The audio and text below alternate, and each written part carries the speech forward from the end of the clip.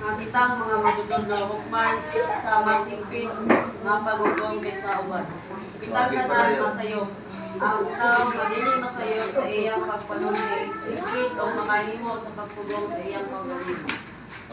Usay giingon sa Jacob o Santiago 3:1 nga to sa 2, mga igsuon ko, ayaw tuguti nga daghan kaninyo mahimong mga magtutudlo. Kay kamo sayod sa labaw pa sa uban, kita nga magapanudlo mahiagom sa labi pa ka mapiuton nga hukom.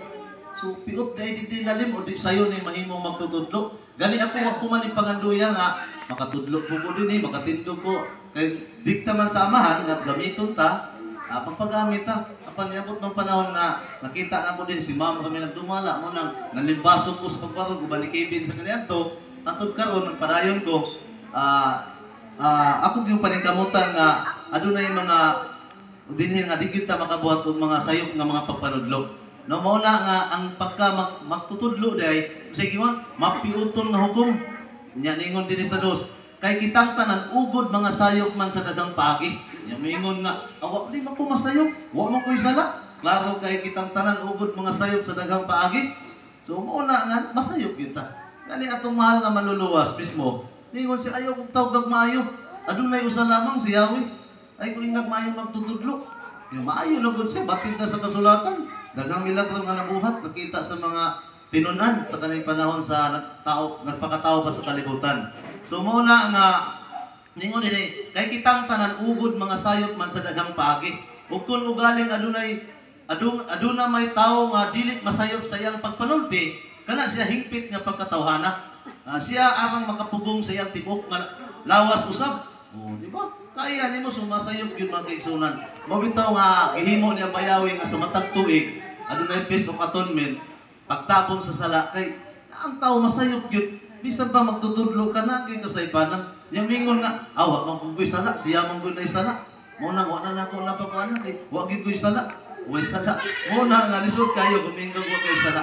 Mo na nga ganit dinhi ningon nga dili ako motugod nga daghan kaninyo mahimong magtutudlo. Kay ang pagka magtutudlo dili lalim o dili sayon mapiutong hukom kay ugod mga sayop ta sa daghang paagi. So naagi kasaypanan ang tao mga kaigsunan. So mao na nga importante na mo angkon kita. No mo angkon ta nga nakasala ta. Diba na hinumdum mo atong Jeremiah? Kaya ningon kay siya bayawi ang kuna lamang imong kasalanan. Nana sa Jeremiah 3:6, diba nana niya? Jeremiah palihog na ko. 3 na niya nasa 13. So naagi tay kasaypanan. So dili ingon nga mingon nga wa kay sala.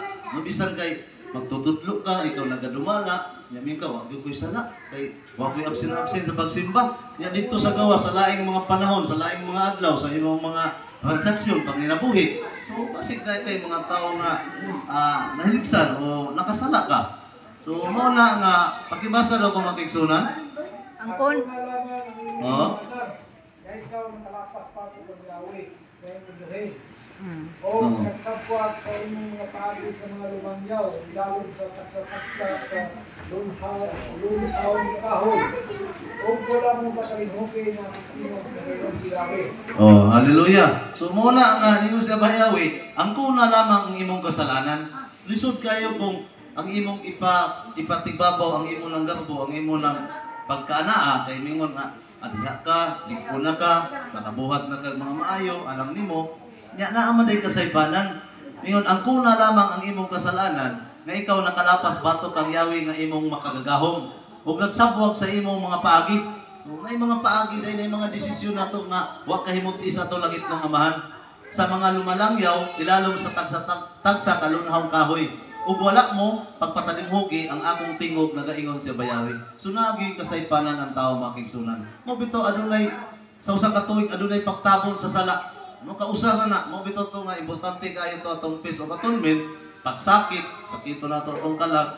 Mo na nga di nato pakano nato physical, no? Pakano nato to espiritu sa mga pulong. Mao man na usa man na ang pagpasaylo, pagtabon sa sala.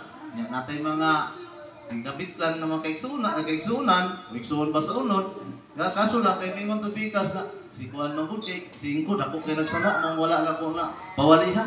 Nya ako, amo ko'y sala, kay nagsige mong simba. Lisod kayo mga kaigsunan kung iyon anak.